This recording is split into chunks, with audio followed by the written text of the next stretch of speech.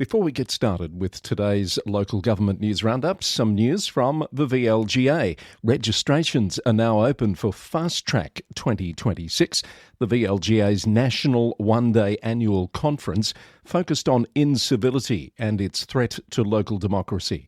This event will bring together stakeholders from across the local government sector to address the rise of incivility in public discourse and its impact on democratic processes. It will explore how hostile behaviour, misinformation and the erosion of respectful dialogue threatens the effectiveness, safety and integrity of local governance. Participants will examine the causes of incivility, its consequences for elected representatives, council staff and civic engagement, and examine practical strategies for fostering respectful communication and resilience in the face of hostility. Book before December 31 and secure early bird prices. To register or find out more, visit the events page of the VLGA website at vlga.org.au. Coming up, a government backdown on the controversial emergency services levy. Alpine Shire's mayor resigns after less than 2 weeks in the role. Rowing clubs upset over a Sydney Council swimming pool plan. Townsville's new mayor wins his first political test. A Gold Coast councillor's raffle ticket purchase on a corporate card sparks a policy debate. Hobart Council to shift its focus to compliance after a new stadium is approved. And governance failures laid bare at a Tasmanian council. Hello, I'm Chris Eddy. Welcome back to the Local Government News Roundup. It's Monday the 8th of December. You've found Australia's #1 local government podcast, bringing you news from and about councils across Australia and beyond. And it's all brought to you by the Victorian Local Governance Association, the national broadcaster on all things local government, with support from Symphony 3. Simple, connected customer experiences.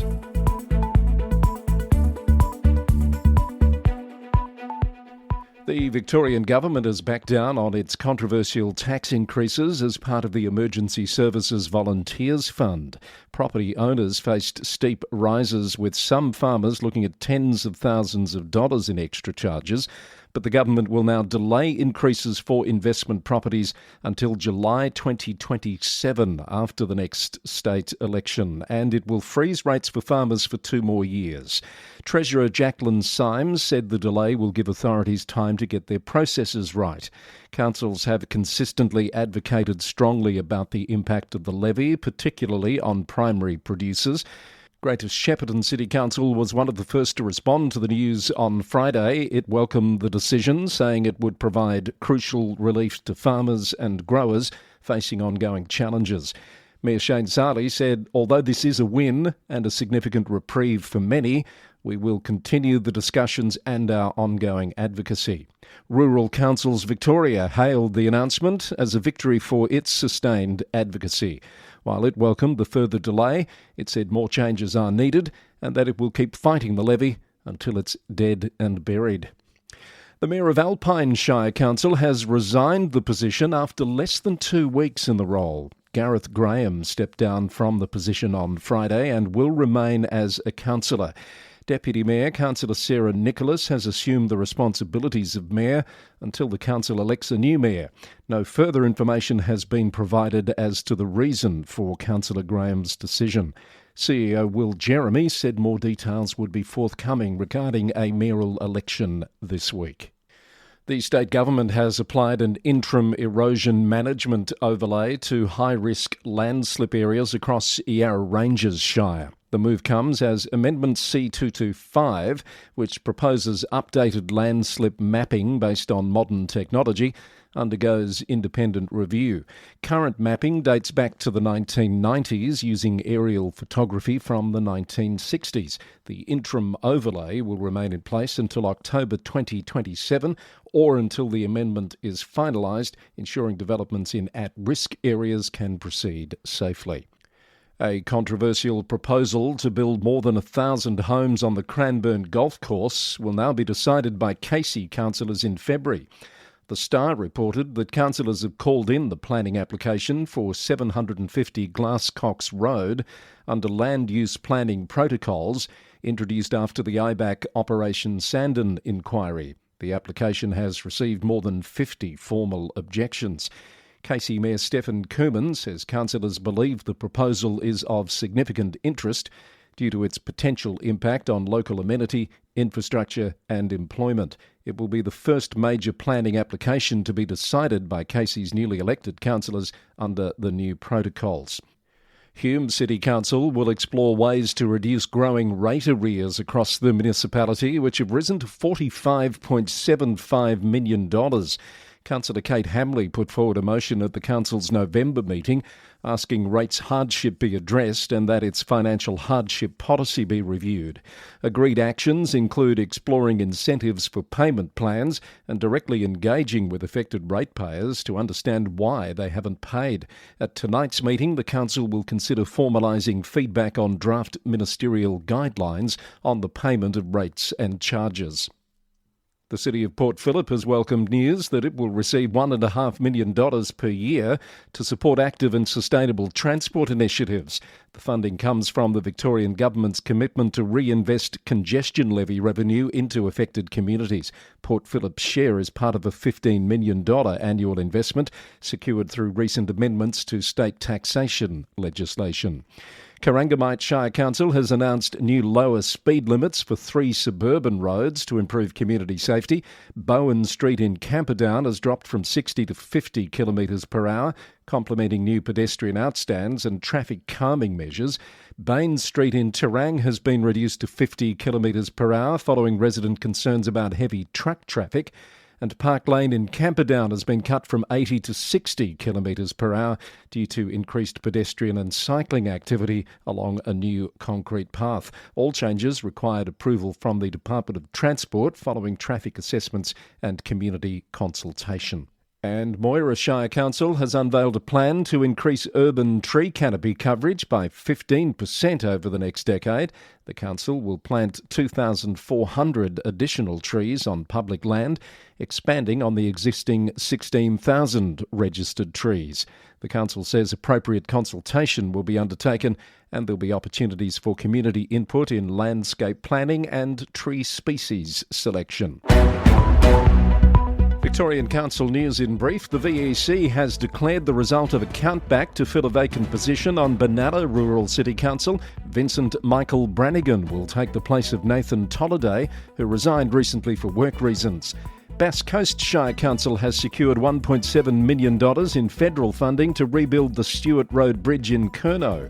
The Australian Government's Safer Local Roads and Infrastructure program will cover the bulk of the $2.2 million project. And the rural city of Wangaratta has announced it will host Champions League Basketball's 3x3 Australia event in January. 2 days of basketball competition for all ages and skill levels. The event is Australia's premier 3x3 basketball event, combining elite sport with grassroots participation.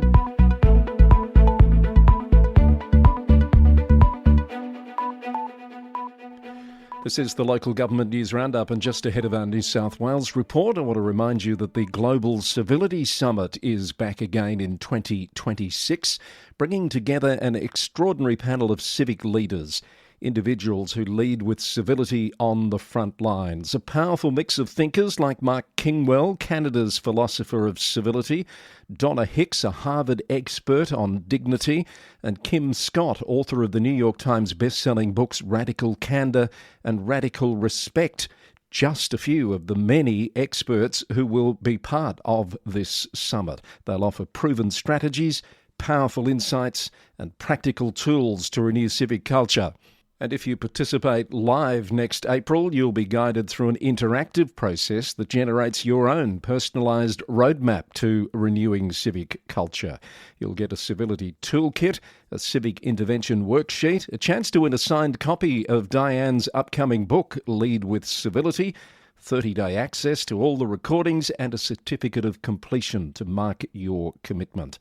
3 powerful hours next Friday, the 17th of April in the morning in Australia. That's the afternoon or evening in the UK, the US and Canada on Thursday, the 16th of April. To find out more and to register your seat, and seats are limited, head now to caelanacademy.com/civility summit. The event is proudly sponsored by the VLGA, and I'm delighted to once again be asked to co-host the Global Civility Summit with Diane Kaelan-Sucre next April. That address again for details and to register, caelanacademy.com/civility summit.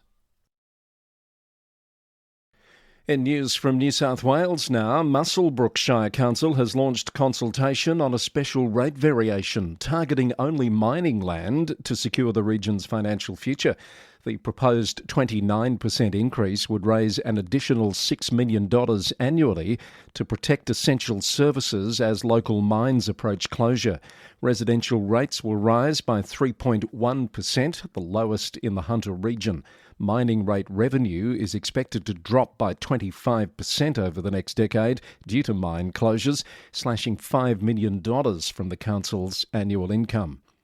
Local rowing clubs are upset about Inner West Council's plans to build a $3.8 million swimming pool on Iron Cove in Sydney's Parramatta River. The Sydney Morning Herald reports on concerns that the project threatens an historic 2,000-metre rowing course that's been in use since the 1880s. More than 1,000 rowers from 13 clubs and schools use the course for training and competitions. The council has reduced the size of the pool in response to concerns, but rowers say safety and heritage issues remain unresolved. The Inner West Local Planning Panel will consider the proposal on Tuesday. Central Darling Shire Council has held its first meeting under the new Rural and Remote Council model, marking the end of more than 10 years under administration. New councillors were sworn into office on the 4th of December, with Councillor Daniel Fusey unanimously elected as Deputy Chair. The council tackled a lengthy agenda, including setting 2026 meeting dates, reviewing audited financial statements, and appointing consultants to develop the community strategic plan. The historic meeting signals a fresh start for the Shire after years of administrative oversight. Wagga Wagga City Council has determined that it has no policy to strip former cricketer Michael Slater of his Sporting Hall of Fame honour. The Daily Advertiser reported that the debate has dragged on for 19 months, despite Cricket New South Wales recently removing Slater's honours following domestic violence convictions. A recent council workshop on renaming the former Michael Slater Oval ended without consensus, with no formal decision-making taking place. The Oval has been nameless since councillors voted to remove Slater's name in May of 2024. Councillor Tim Koshel has resigned from Wagga Wagga City Council effective from the 31st of January. The council has formally noted the resignation and expressed appreciation to Councillor Koshel for his dedicated service to the city, including his role as chairperson of Riverina Water County Council and his contribution across 3 council terms. The process for filling the casual vacancy will be by the countback method, as previously resolved by the council. And Lake Macquarie Council has appointed a recruitment consultant to advance its search for a new chief executive officer after the resignation of Morven Cameron in August. Local Government Management Solutions will assist the council's performance review panel, which has had a change. Councillor Michael Hanna has stepped away from the panel, replaced by Councillor Kate Warner. The council is expected to ratify the next steps in the process at its meeting today.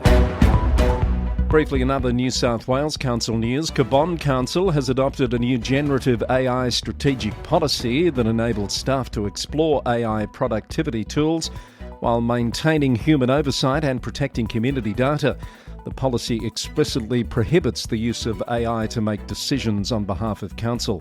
Orange City Council has introduced free parking at the Ophir car park from December 3rd to Christmas Eve to support local businesses. It's also trialling a portable traffic signal to ease congestion. If successful, similar measures could be rolled out for future busy periods like Easter.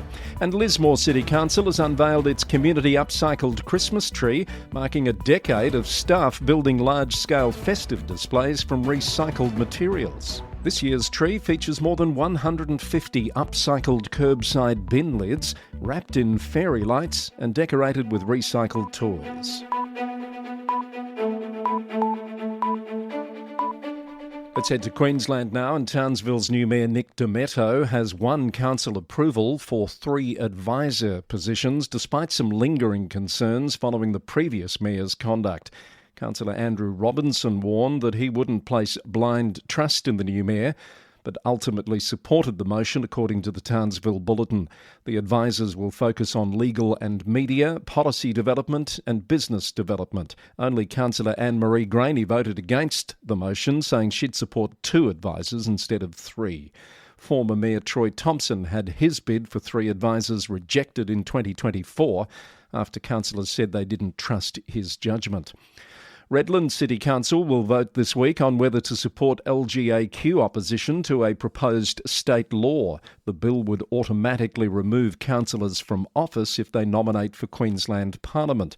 Redland Bayside News reports that the LGAQ believes councillors should stay in their roles while campaigning, and a council report warns the change could trigger costly by-elections. A December 17 deadline approaches for member councils to submit their votes. A Gold Coast councillor's use of her corporate credit card to buy a $350 raffle ticket has triggered a debate about expenditure policy. Councillor Brooke Patterson won a $24,000 car at a charity event. Mayor Tom Tate says the car will be donated back to charity, according to the Herald Sun. There are now calls for a review to prevent councillors purchasing raffle tickets with council funds, with the matter to be decided at the next council meeting in January. Noosa Council is moving to strengthen its role in reducing gambling-related harm. Councillors have voted to explore a policy position on electronic gaming machines on council-owned and trustee land. Mayor Frank Wilkie says the aim is a clear framework for decisions about installing or expanding gaming machines on council land. The council will also consider reinstating membership with the Alliance for Gambling Reform. And Toowoomba Regional Art Gallery will be closed until the new year due to water damage from roof leaks during heavy rainfall last month. While the main gallery is closed for damage assessment and repairs, exhibitions and programs continue at the Crow's Nest Gallery and Rosalie Gallery. Toowoomba Councillor Melissa Taylor said officers are assessing the full extent of the damage and more information will be provided in due course.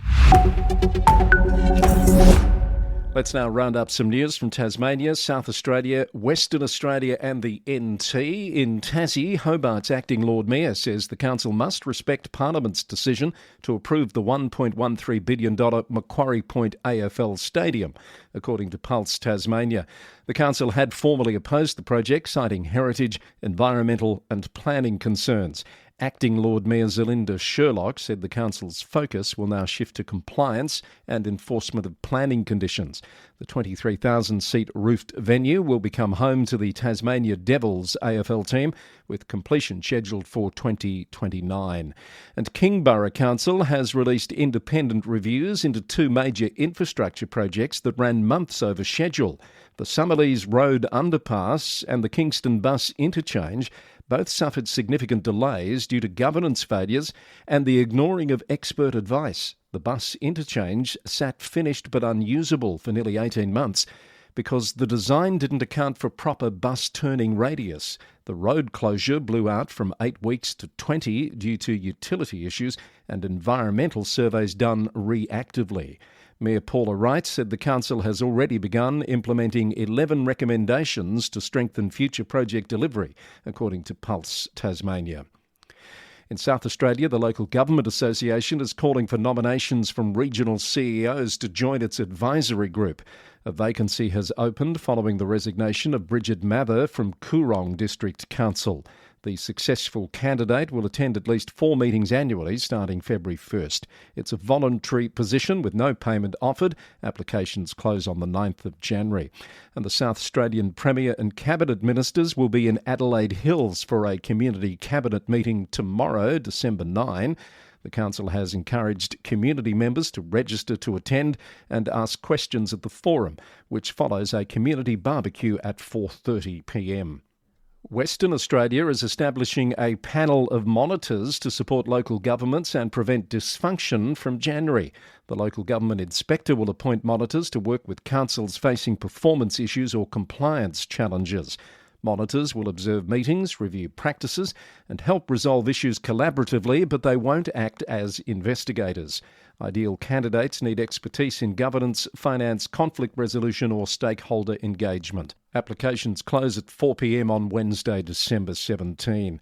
An illegal multi-day music festival in the Carbonup area has been shut down before it started. City of Busselton staff teamed with WA Police and conservation authorities to cancel the event after the organiser failed to obtain any required approvals, including risk management plans, bushfire plans or liquor licences. Mayor Phil Cronin said drone surveillance is being used to monitor for similar illegal activities across the region. The City of Fremantle's newly built change room facilities at South Beach have been repeatedly vandalised over recent weeks, prompting swift repairs and increased security patrols. The city is reviewing CCTV footage and has deployed community safety officers to monitor the area more closely. Residents are being urged to report any vandalism or antisocial behaviour to Crime Stoppers to help protect the public amenities. And in the NT, e-scooters and bikes are back online in Darwin after they were removed before Cyclone Fina hit the region recently, and the council has now extended Beam's contract for another 2 years until December 2027. Since launching in December 2023, the service has clocked up nearly 950,000 trips and over 1 million kilometres. New Apollo Light e-bikes designed for easier riding will soon join the Darwin fleet.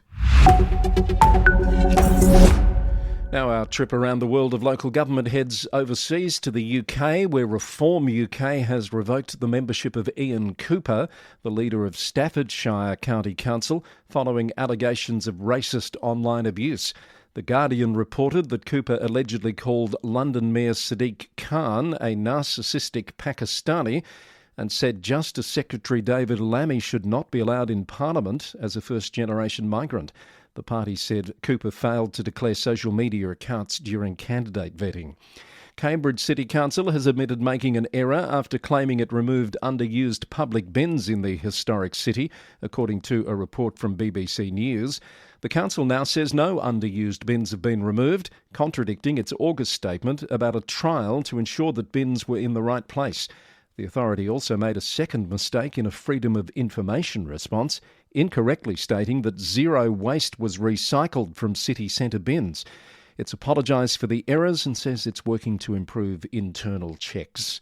And the Northern Ireland Local Government Commissioner has cleared the Mayor of Lisburn and Castlereagh, Amanda Grehan, of any conduct breaches following a complaint. The allegation stemmed from an October council vote on innocent victims of the Troubles, where Grehan cast the deciding vote along party lines. The Commissioner concluded there was no evidence of code of conduct violations.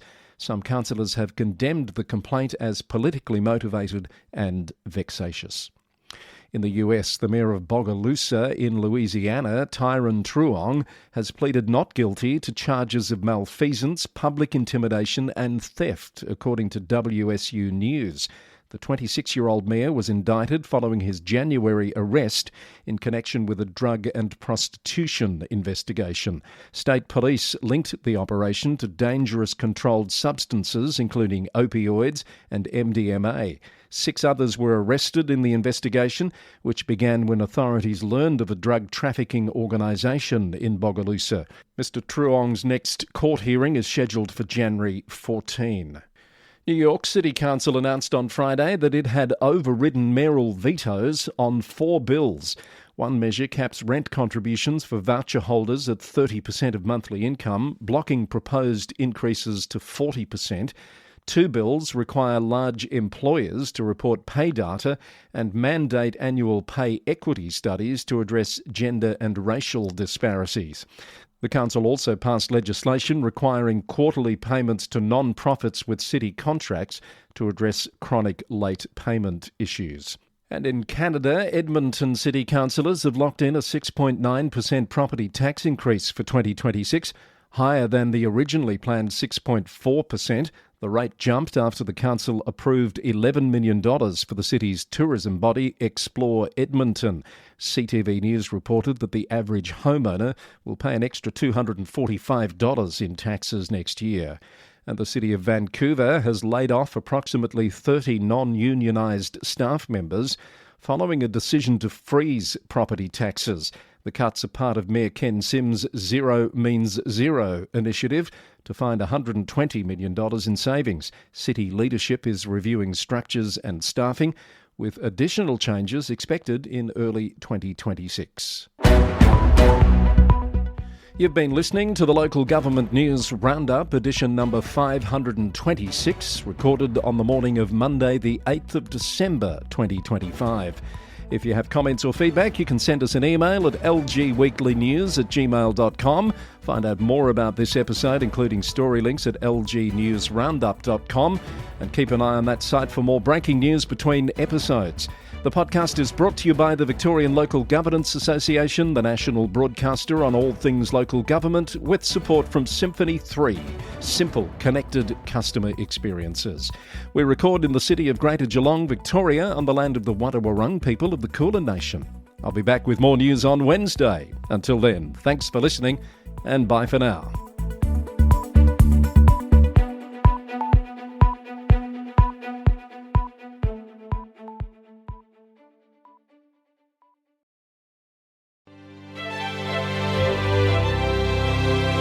Support for our podcast comes from Symphony 3, which has announced exciting news. It's launched its innovative Smart Glue platform on the AWS marketplace. That makes the secure and affordable integration solution accessible to government agencies worldwide. The platform includes over 50 pre-built connectors specifically designed for public sector systems, government APIs, enterprise solutions, and AWS services to transform citizen experiences by breaking down data silos. Smart Glue delivers operational excellence for local governments through cost reduction, process optimization, improved decision-making, and scalable architecture, all while maintaining comprehensive security and compliance standards required by public sector organisations. Get in touch to see how Symphony 3's expanded team and solutions can support your goals. Head to symphony3.com to find out more.